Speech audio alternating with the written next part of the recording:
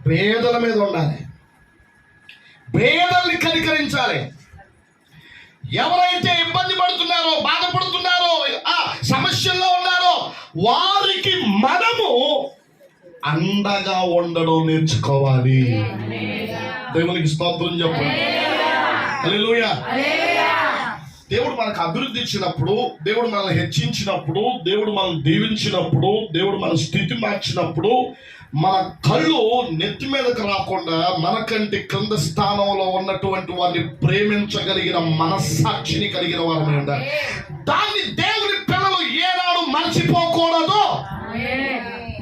కానీ కొంతమందికి స్థితి మారిన తర్వాత అంట దరిద్రుల్ని పెట్టడం మొదలెడతారట, వాళ్ళు చిన్న చూపు చూడటం మొదలెడతారట. వీళ్ళు ఎవరిని పాడు చేస్తారంటే ఎదిగి పేదల్ని పాడు చేస్తారట, పేదల జీవనానికి అడ్డుగా మారుతారట. కానీ అలా